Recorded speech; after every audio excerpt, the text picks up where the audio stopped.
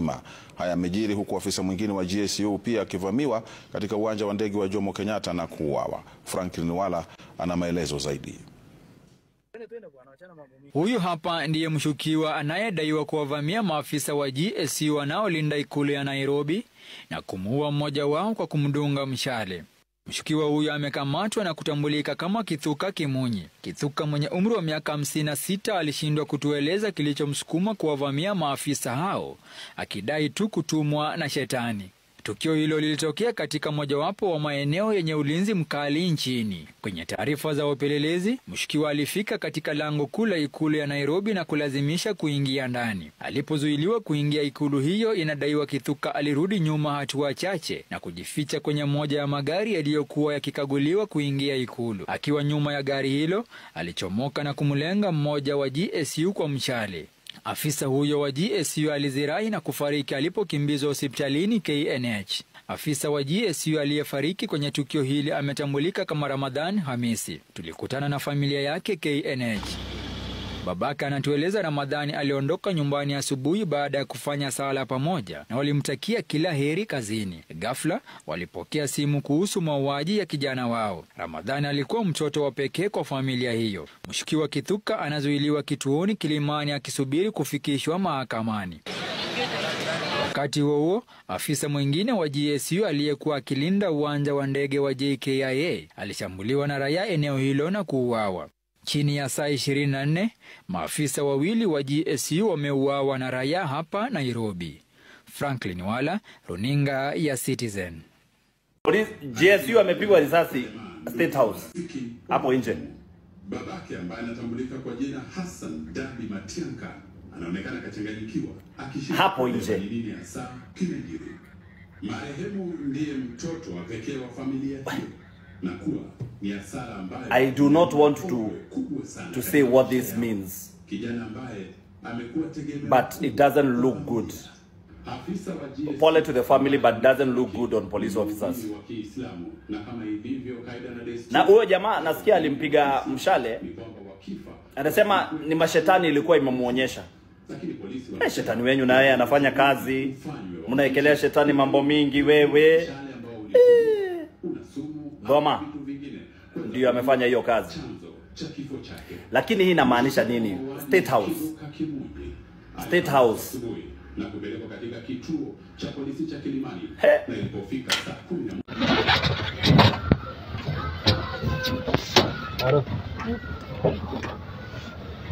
Hata mimi unanichukua. Hapana. Tuna hepa.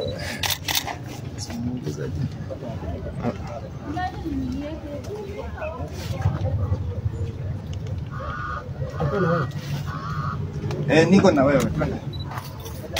Ulifanya nini? Ujiza nilifanya? Tajua tu.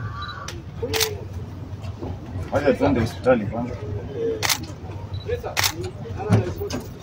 Anapeleka wapi? Anapeleka wapi? Anaenda hospitali.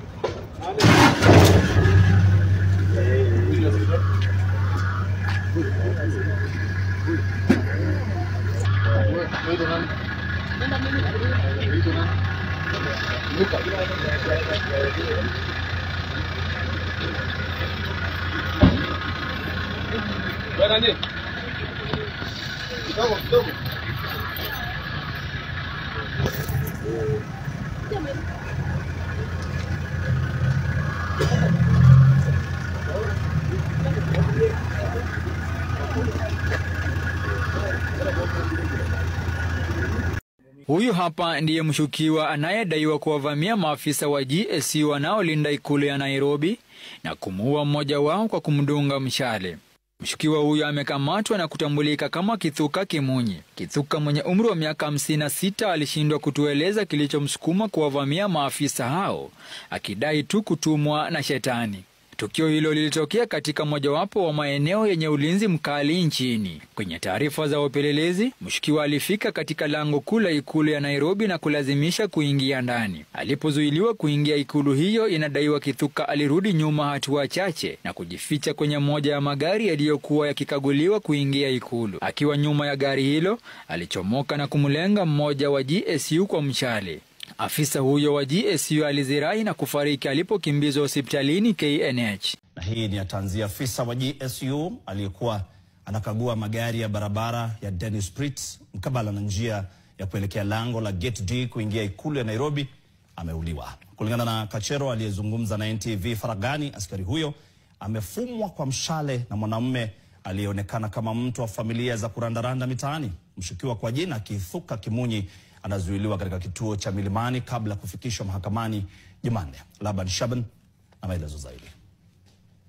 Mshukiwa wa mauaji ametambuliwa kwa jina Kithuka Kimunyi, mwanaume mwenye umri wa miaka 55, na kulingana na majasusi ambao tulizungumza nao siku hii, wametuarifu kwamba mshukiwa huyo alikuwa ametoka upande wa jiji la Nairobi na alikuwa anapita katika barabara ya Dennis Pritts akibeba gunia katika mita kama 50 hivi, na maafisa wa polisi ambao walikuwa wanakagua magari katika barabara ya Dennis Pritts kuelekea katika lango moja katika ikulu hapa jijini Nairobi, alichomoa uta na akachomoa mshale na kufyatua kwa mmoja wa maafisa hao wa GSU na akafa. Idara ya polisi imethibitisha tukio hili kupitia msemaji wa idara hiyo Mushiri Nyaga na kumtambua marehemu kwa jina Ramadhan Matanka. Mushiri ametuma rambirambi kwa jamaa, ndugu na marafiki wa marehemu. Babake ambaye anatambulika kwa jina Hassan Dabi Matianka anaonekana kachanganyikiwa, akishindwa kuelewa ni nini hasa kimejiri. Marehemu ndiye mtoto wa pekee wa familia hiyo, na kuwa ni hasara ambayo imeunda ombwe kubwa sana katika maisha yao.